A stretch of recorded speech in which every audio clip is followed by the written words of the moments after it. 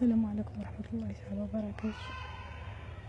الخوت اليوم قررت انني ننزل هذا الفيديو هذا اللي بقى يوقع.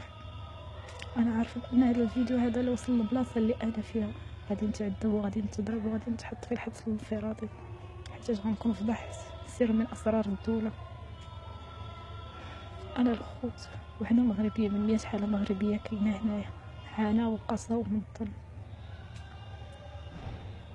انا لم معتمد تعرفت على واحد السيد على مواقع الانترنت، اتفقت انا وياه على الخدمه انني نجي نخدم هنايا، وكنت مضطره انني نجي حيتاش ما كاينش اللي غيصرف ليا على بنتي، وما كاينش اللي غيهز ليا بنتي، وما كاينش اللي غيعقل علينا الظرف ديال الخبز. ما عنديش حتى براكه اللي تستردي انا وياها. جيت باش نخدم هنايا باش نقدر نهز بنتي، نقدر نقريها، نقدر نلبسها، نقدر نوكلها بحال كاع الناس. جيت البلاد هادي ظن اللي تعرض لي ما عمري شفتو في حياتي. تشكيت خدت لي حماية ديال الحبس غير هكاك، ما عرفاش علاش. ما خليتش الباب اللي دقيت فيه، ما خليتش البلاصه اللي مشيت ليها، حتى السفاره ديال القنصليه المغربيه لجده هنايا باحث السعودي. انا ما كنهضرش غير هكاك، عندي اثباتات ديالي، عندي الوراق ديالي، عندي التسجيلات ديالي ديال السفاره كتهددني وكتساومني انني نتنازل على القضيه اللي رفعتها على الكفيل ديالي، وانني نتنازل على جميع الحقوق ديالي كعامله منزليه مقابل انني نستلم جواز السفر ديالي، جواز السفر ديالي اللي انا جايباه معايا من بلادي اللي عاطيها لي الدوله ديالي. ولينا كنتعاملوا هنايا كمجهولي الهويه، اننا لا ارض لا وطن، معروف لنا اصل، ما معروف علينا بلاد. انا مشكلتي يا خوت انني جيت لهنايا باش نخدم على كفاله واحد السعودي ما كيخافش الله. السيد مني جيت لهنايا طلب مني الزواج وهددني باش نتزوج بيه، قال لي الا ما تزوجتيش بيه غتنسي شي حاجه سميتها المغرب، غتنسي شي حاجه سميتها والديك، سميتها بنتك. اضطريت انني نوافق، قبلت وتزوجت بهذا السيد. شويه السيد ولا كيعيط لصحابو وباغي يجيبهم عندي للدار.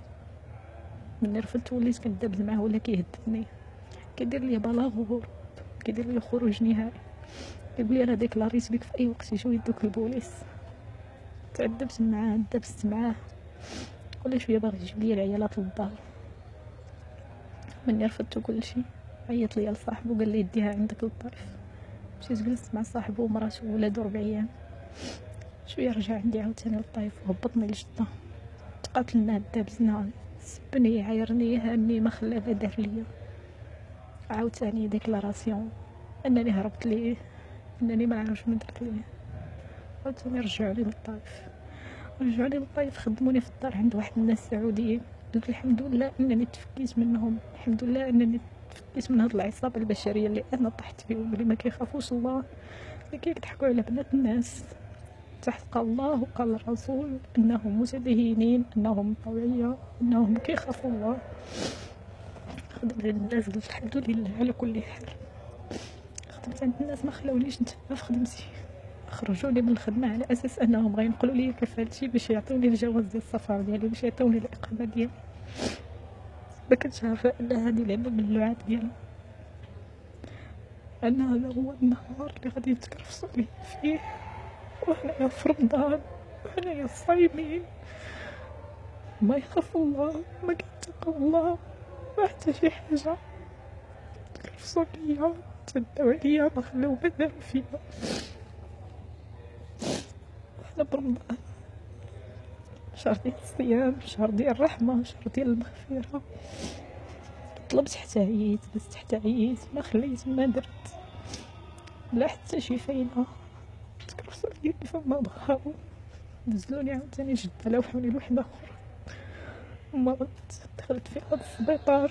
ملي خرجت من السبيطار قلت انا ما غنقدرش نسكت على هاد الحاله هادي، ومشيت وديكلارت. صعب ليا ان هنايا كاين القانون، كاين شي حاجه سميتها اللي غادي ينصفوك، غادي يجيبوا لك حقك. مشيت ديكلاريت، بقيت طالعه نازله في المشاكل ديال الديكلاراسيون وكلشي. مشيت للسفاره ديالي القنصليه المغربيه اللي حامله الرايه ديالنا، اللي حنايا كنتميو ليها كوطن، اللي هي كتمثلنا في البلاد هذه على اساس انهم غينصفوني، على اساس انهم غياخذوا لي حقي. ما طلبش منهم حتى شي حاجه من غير انهم يرجعوا لي لبلادي، يرجعوا لي لوالدي، يرجعوا لي لبنتي. كنصدم ان من السفاره كيهددني انني نتنازل على جميع الحقوق ديالي ونتنازل على الدعوه اللي انا رفعتها، وان السفاره المغربيه للاسف واقفه مع السعودي ولد البلاد، وانها ما واقفاش معايا انا كمغربيه. وعندي هاد الشهاده بالتسجيل بالاثبات. انا ما كنجيش وكنهضر.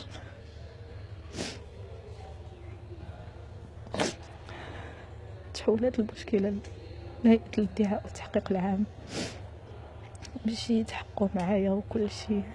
من يحقوا معايا وكل شيء اضطروا انهم يعيطوا للسفاره ديالي، حيتاش ما عنديش محرم في هاد البلاد هادي. بس كانت صدمه قويه بالنسبه لي انني كنتصدم انهم من يعيطوا النائب القنصل ديال السفاره المغربيه. كنتصدم انه كيقول السفاره غير مسؤوله على داك المغربيه، وان حنايا المملكه المغربيه ما موفراش لينا السكن باش نوفروا ليها السكن، وما موفراش لينا محامي باش يترافع عليها ولا باش يتابع الموضوع ديالها. انا بغيت نعرف حاجه وحده، بلادنا كمملكه ما عندهاش الامكانيات انها توفر لنا السكن، ما عندهاش الامكانيات انها تصفرنا لبلادنا، ما عندهاش الامكانيات انها توفر لنا محامي اللي ينصفنا، اللي يتابع القضايا ديالنا، اللي يشوف المشاكل ديالنا. ما يمكنش. وبكل بساطه كيقول لي البنت راه ما عندهاش فين غنحطوها، غادي تدخل الحبس. كيقول لي عادي نروحوها في الحبس بحالها بحال غيرها. علاش ندخل الحبس وانا ما درت حتى شي حاجه؟ انا ديكلاريا وحده مغتصبه، وحده مكرفصه عليها، وحده شافت الدل، وحده ضربات، وحده تعايرات، وحده تهانت.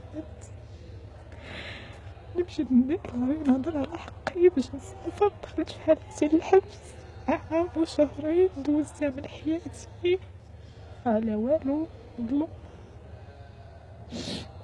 لا حتى شي حق، لا حتى شي قانون. تحرمت فيها بنتي، تحرمت فيها من دارنا، تحرمت فيها من عمري، تحرمت فيها بزاف ديال الحوايج.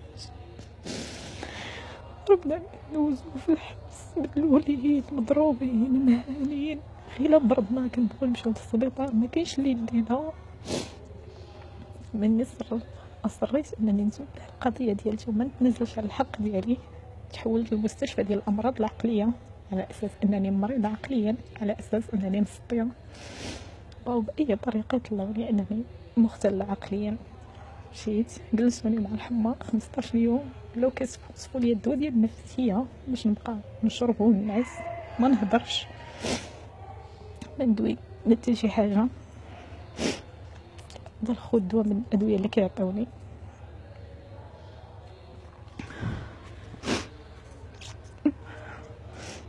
هاد جوج حبات كيشربوا ليا بالليل باش نعس. القيمه ديال كل وحده فيهم 100. نشربها بالليل باش نعس وما يبقى يطلع ليا صوت ما حتى شي حاجه.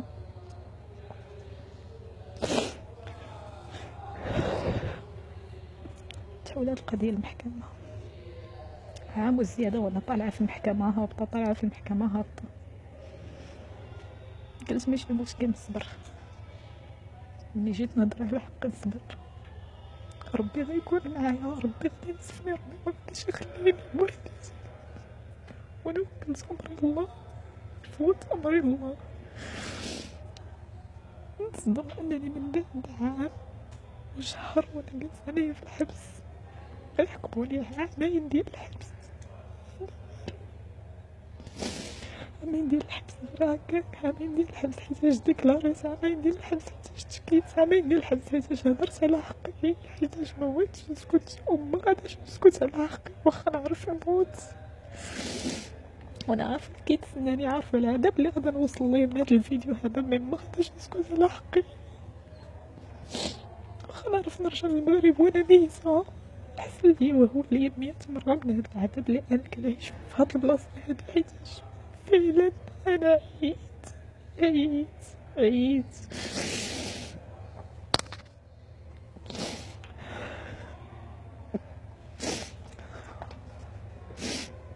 وهذه الخوت الورق ديالتي.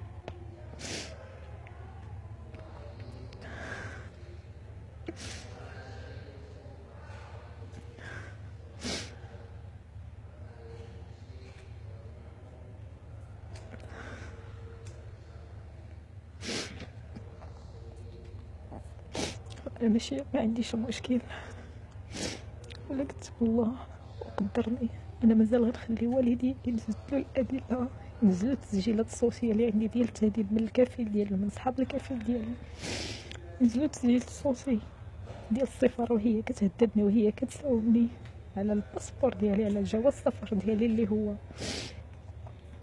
عاطينو ليا من المغرب، من بلادي، من السلطات ديالنا. نزل كاع الاثباتات اللي عندي، كاع الورق اللي عندي، وأثبت على حقي. فانني كنقول يا ربي النهار اللي نكون غادي نموت بنتي بين يديا.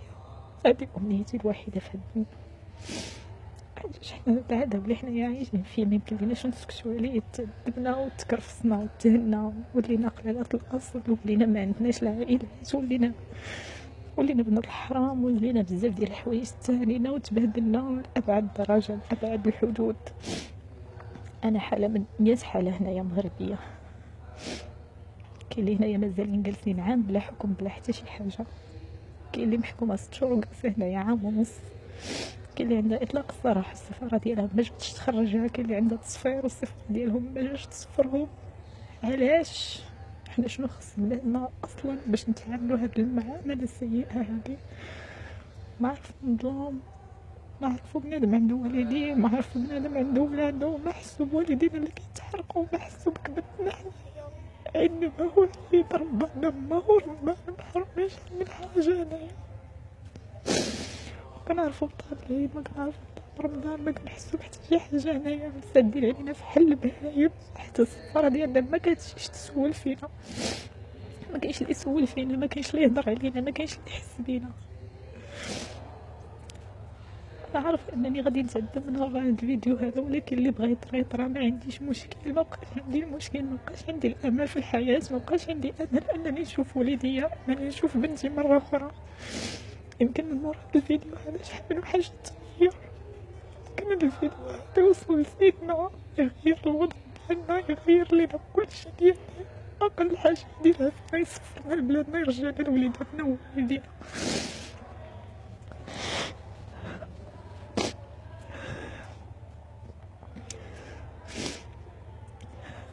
سيدنا الله يرحم لك الوالدين، احنا تبهدلنا، رانا صافي عيينا، تقهرنا بصحتنا، تقهرنا والدينا، تقهروا وما كيقدروش يهضروا، خايفين من الشوهة، وخايفين من الفضيحة ديال العائلة، وخايفين بشحال من حاجة.